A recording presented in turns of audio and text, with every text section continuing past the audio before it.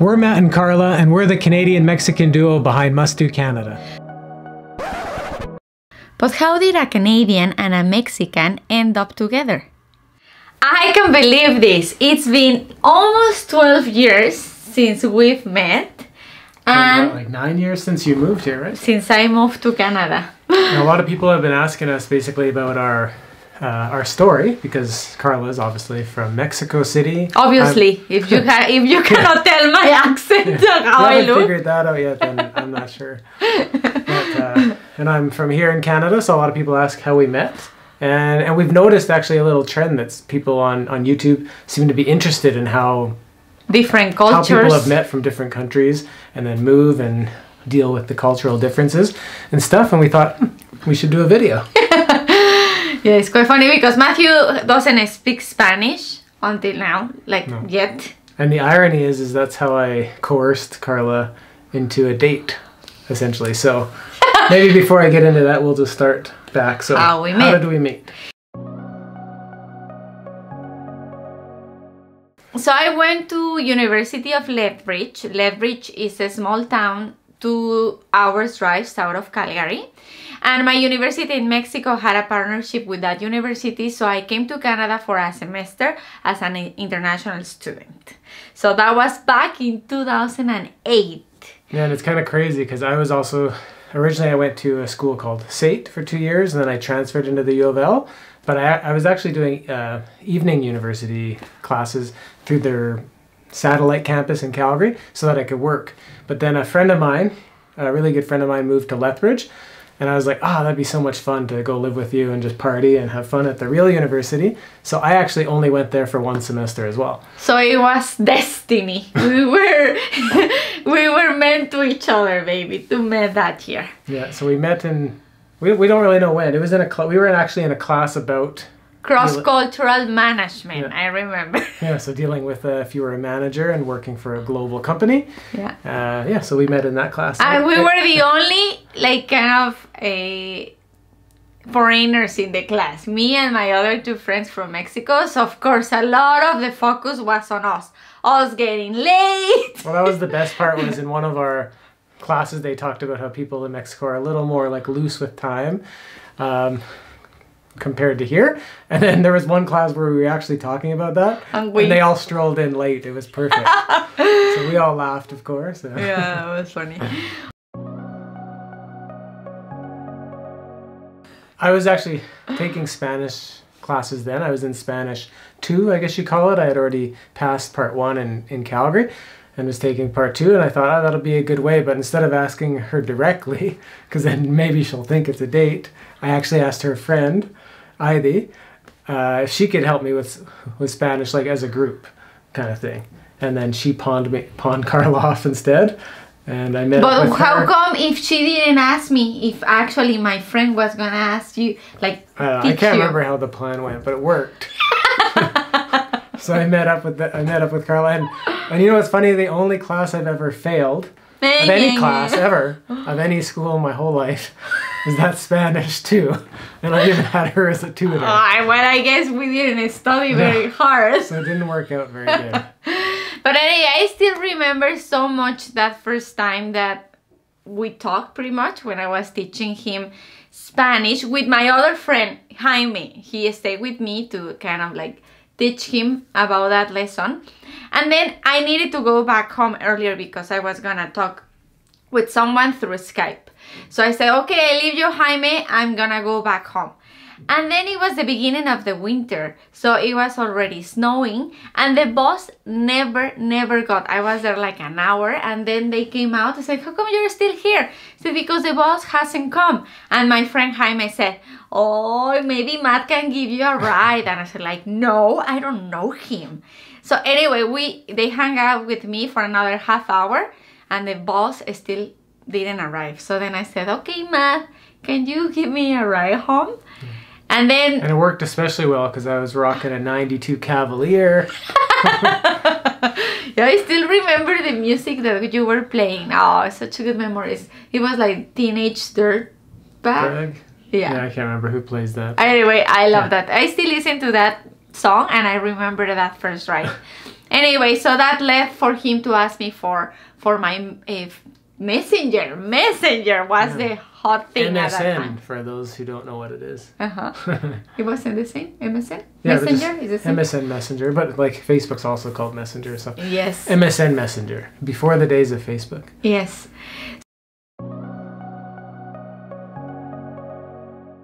So anyway, I guess it was still like pretty low key. Like he was still coming sometimes to my house for that.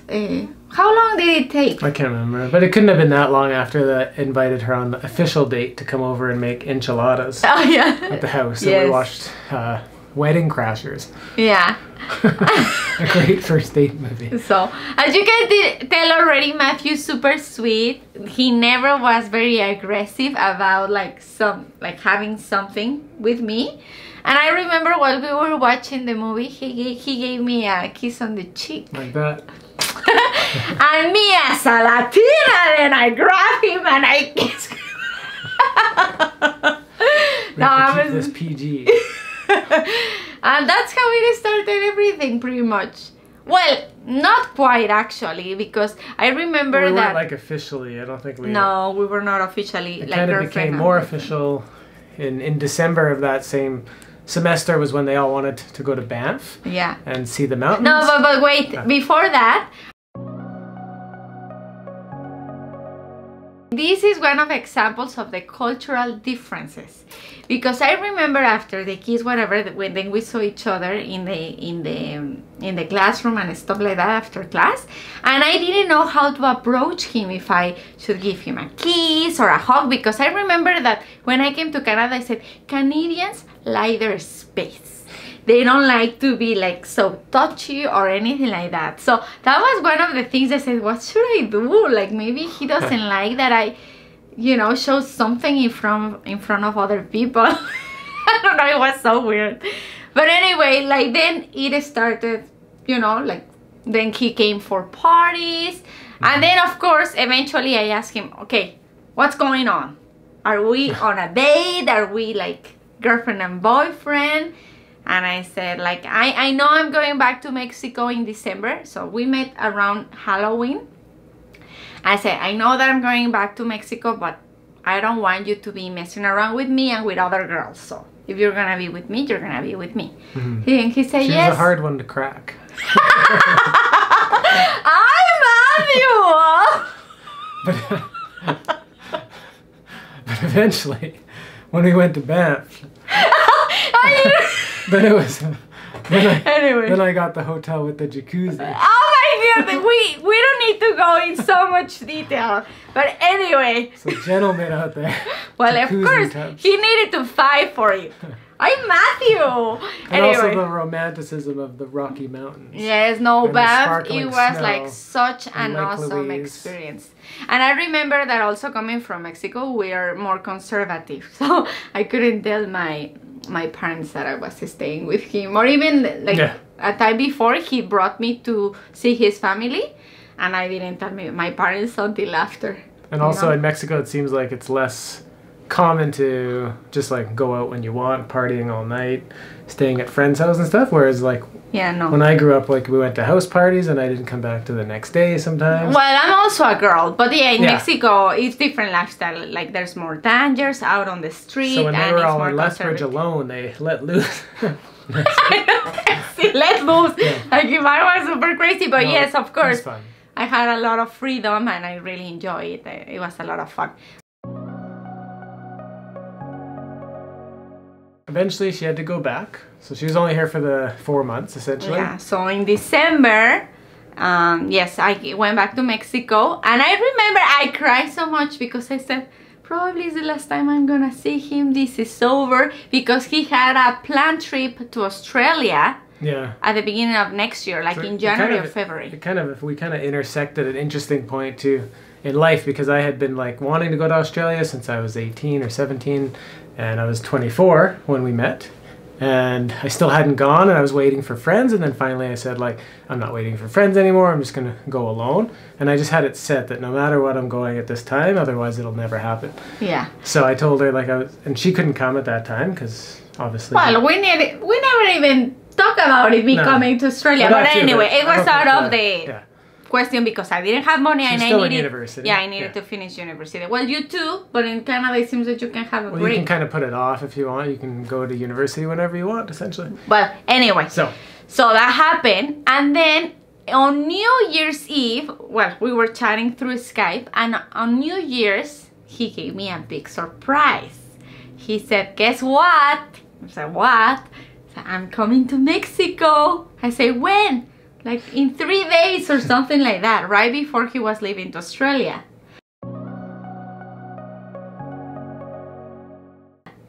So that was his first time in Mexico. So tell them, what did you think? I had been technically to Cancun before, but it was a totally different experience because that's like the fake Mexico. Yeah. But I was going to Mexico City. Yes. So I was excited, obviously, more for Karla, but also to see Mexico City because it's huge. Yeah. And compared to like my, at that time, very limited travel experience, it was like a big adventure. Yeah. So he arrived to Mexico. I wasn't allowed to stay at her apartment. Oh yes, Even on the couch by myself. Well, I live in a small apartment, and my father said like, no, he cannot stay here. But next to my place, there's 2 kinds of hotels. One that we call the Passion Motel, and the other one a regular hotel. And in Mexico, again, because it's so conservative, there's a lot of motels. So a lot of people rent it out just for the night. They're actually Not designed for the night, for a few hours. Or yes. This is what like amazed me because we don't have Passion motels in Canada. Yeah. You just have the regular hotels, and it's nice. Like it's a really nice. It's actually equally. Well, or better. it's actually not like called a Passion motel. That's how I call it because that's what people use it for. But it's the same as the motels on the side of the highway. Yeah, but not really, because here, when you rent a motel, no matter what, it's for the night. Ah, yes, that's there, true. You're actually not allowed to stay the night unless, you come after 10 p.m. because everyone's used it all day. So no, it's definitely designed for like by the hour, so to speak. And it's very like, they have like the drive-in garage under each suite so that you can hide your car.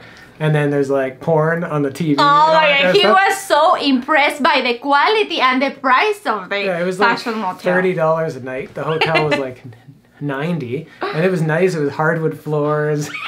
Everything was really nice. So I was like, I'll go there every day at 10 p.m. And hopefully then they clean everything. Yeah. And then he needed to check out the next morning. And it's kind of ironic that you think that I wasn't allowed to stay on her couch where I could be monitored, but I could stay next door at the motel and she could visit. Makes no sense to me, but... Well, anyway, maybe it was also the privacy matter. I don't think it was so much that, but as I said, we have a small apartment and it was 1 bathroom, the 4 of us, like my sister, my dad, my mom, so maybe also it was because I always remember that trip though, because even flying into Mexico City was my obviously first time, and we were still up like 30,000 feet or whatever, and you were already over the city before they announced like, we've reached our destination, we're gonna begin our descent. And like in Canada, when you're beginning your descent, it's still like nature before you see the city. It's a huge city. It was pretty crazy, and then just being in Mexico City, and we did a lot. But yeah, that was cool thing. And also again, when he left the airport to go back to Canada and then to Australia, I cry because I say this is the last time I'm gonna see him, because we didn't really think about like having this long distance relationship. Then I thought, well, he's going to Australia by himself for 6 months. He's gonna meet like a bunch of new people. So what are the chances? Like, there's no way. Anyway. But I did keep in touch probably every like 3 days or something. Back in those days at an internet cafe. Yes. Going online with a little camera and doing like our chat. Yeah, and that's where I realized, oh, he really cares about me. And then. But still, we never talk about it. And then. Yeah, well, we had barely really known each other in some ways. Yeah. So we got to know each other. We did the long distance thing for 2 years, pretty much. Yes. But when I came back from Australia, Karla came up and visited me in Vancouver, and we actually did like a road trip. No, that was the next year. Was it? No, Vancouver it was Island? right after you came to Australia. You went to Mexico to visit. All right, again. And then Christmas, I went to visit, right? Here? Yeah. Yes. And then you came again around April, around Easter, and it's when I took you to Guanajuato and I had my eye surgery. Remember that I had the bubbles? Yeah, I forgot, but it's a long time ago. And then it was Vancouver, and that was that's when we have like the real talk. So like, this cannot keep going on. Like, someone needs to do the move, because like it's been already almost 2 years. And I said, like, what's happening? It was impressive that, because a lot of people say long distance relationships don't work, and obviously it is very hard. I wouldn't be surprised if most do fail, but I mean, you definitely have to keep in touch a lot on Skype or whatever. So you see each other. How often did we talk? Like probably every second night on average. Yeah, it was quite often. So we like kept in, and then we would meet in person every like 4 to 6 months, and we're quite far away. Like, it's a 6-hour flight. But we at least did that. But then, eventually it was like, oh. And you really need to like each other, right, baby? Exactly. Exactly. Well, to be honest, it was very effortless. I don't think that I put so much thought on our relationship. I just feel that we really like get along very well every time that we see each other. However, it can be a little bit biased, because also every time that we saw each other, maybe it was like a honeymoon, right? So then in February of the following year... First we were kind of like, who should move where? Oh, yes. Yeah. Well, obviously Canada was the best option. Without Spanish, I'm doomed anyway. Yes, and then of course, like, the quality of life is quite different. It's a lot of fun. There's a lot of foreigners living in Mexico. They love it. But yeah, the wages are lower. I don't think he likes the traffic as much, and I didn't like it either. Like, I used to have 2 hours drive to my office every day, and I came back crying because I hated the freaking traffic. And anyway, I think almost the population of our country in just that city. Yeah, I know, it's pretty close. But anyway, it was hard in that way. So in February in 2011, I decided to take the move, and it was such a hard time for me because at the time I was working for Johnson & Johnson for the marketing department, and I really like my job. I like my boss. I like what I was learning, and I just got promoted like 3 months before. But I said, you know, if I don't take the decision, then I'm never gonna know what could have happened. So then I remember that when I signed my resignation, I was like crying so bad. So I decided to immigrate to Canada, and it was hard because even before taking the decision, I tried to come to Canada with a work permit or with any kind of permit that allowed me to work and, you know, like live in Canada, and I couldn't. So I pretty much just came as a visitor. Watch, I didn't come as illegal. I came with a tourist visa, which allowed me to be 6 months with him. And then when I went through customs, they asked me, what are you doing here? I said, I'm here to live with my boyfriend for 6 months. Yeah, so I remember they called me in to confirm it and stuff. And yeah. So yeah, they allowed me in, but I couldn't work or study. So it's kind of stupid how they do it in some ways, because for a year, essentially, she wasn't able to even apply for work. So imagine you're just like sitting around the house, not able to work. So then, and it was very hard for me, right? Because we were getting used to each other, you know, like being more time together, knowing more each other. And we had to wait 6 months, right, of living together before we could apply. No, it was a year. A year. So that's why we did that. But then it can take 6 months to a year to also get approved after you apply. So instead of waiting another year doing nothing here, we went to Asia. Yes. So we actually, I did a semester of university, my last one, I think. In Malaysia. In Malaysia, in Penang. And so we went there, and they actually allowed her to go to the school even though she wasn't enrolled. I was doing his homework and everything. And I had mostly like fun courses because I saved all the arts ones. And I like that. And stuff like that. But yeah, so that's actually what kind of kickstarted also our love for travel. Yes. And it was much better to hang out in Asia and just have fun than be in Canada in a house. Yeah, because that first year was so hard for me, like not doing anything, missing home, and if we had a fight, I was like, that's it. I have nothing. But no, we actually didn't fight that much. We are actually very surprised. Spending so much time together and traveling, I think that we have like a very healthy relationship. Of course, it's up and downs, but it's been pretty cool. So How do you feel like dating a Mexican? How hard it is? Or how easy? Well, they're definitely loud. They can be louder. And a little more, I don't know what's the word like. Passionate. Once you set them off, you have to calm her down so that we don't get more... we can be more dramatic because we see a lot of soap operas in Mexico.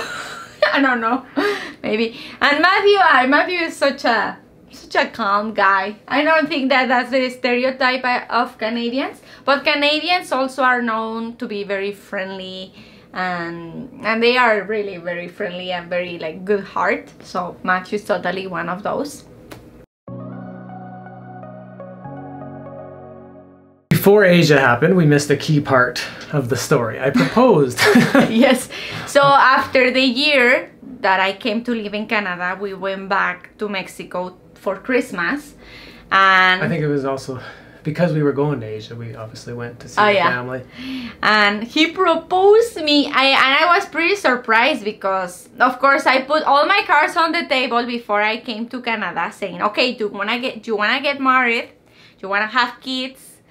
What you wanna do? We even said then that we wanted to travel, you know. So everything, at least we match on those things, because I've met so many couples that sometimes they don't have these kind of conversations. I said, like, I mean, it's not that you're gonna scare him away, but like, of course, you need to be sure that you guys are on the same plan of life. Especially the big things like kids and stuff like that. Yeah, and especially because I was dropping everything to come to Canada. So I needed to make sure that at least we were aligned in that. But anyway, so yeah, he proposed to me and I was pretty surprised because he always said, well, I don't really care to getting married, but if you want, that's okay. But yeah, after a year, he proposed. I always like to do things in a more romantic way. Oh yeah, he's very romantic. So I actually made up this book. That was like our story. Yeah. I won't go through it all, but it basically tells the story we're telling you now. That we met. And unfortunately, it didn't come in time. No. It came, so I ordered it to Mexico because I proposed to her at a pyramid. Yes. Right on top of the pyramid, and overlooking a lake. The goal was to give her the book there, and as you go through it, at the very end it says, and then she said, and then she would put yes then. But the book didn't come, and ironically it came the next day. So when we got back to the apartment, it was there. So I had to tell her about it, of course, when I proposed, and then I gave it to her the next day. So it didn't work out exactly as planned, but... Oh, but it still is such a sweet memory. So anyway, we got proposed, and then we went to Asia. Engaged. Oh yeah, we got proposed. Well, I got proposed.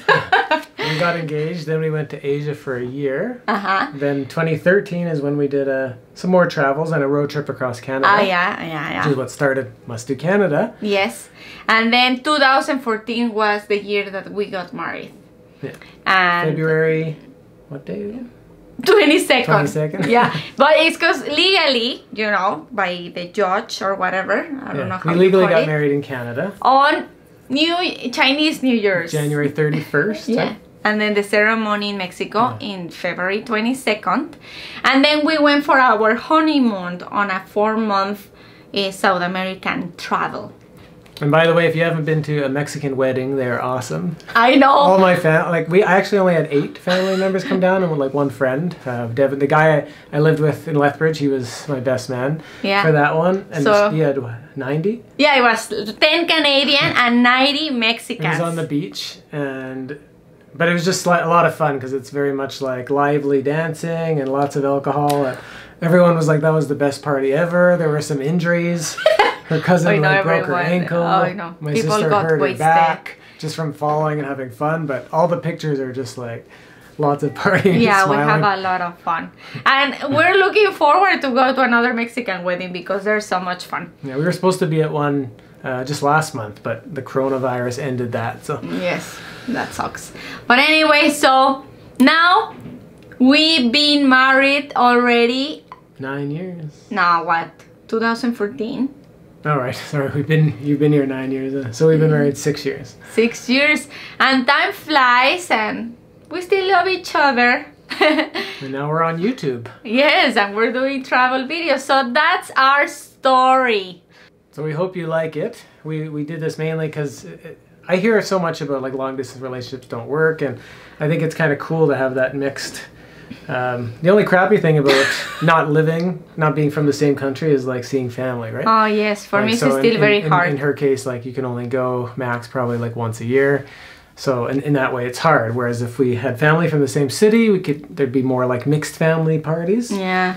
But other than that, like, I mean, it's cool to have the different backgrounds. Yeah, the different backgrounds. And yeah, it's funny. yeah.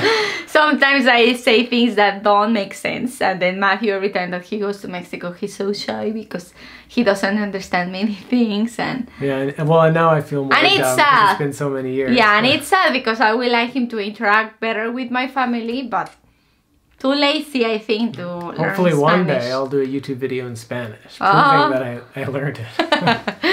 Well, I hope you guys like this video. If you like it, give us a thumbs up. Yeah, and if you have any questions for us, or either about our differences or anything at all, leave them in the comments below and we'll get back to you. And maybe even make a new video if something comes out of it. So yeah, if you like us or you like this channel, hit thumbs up, subscribe, and visit our website at mustdocanada.com. Bye!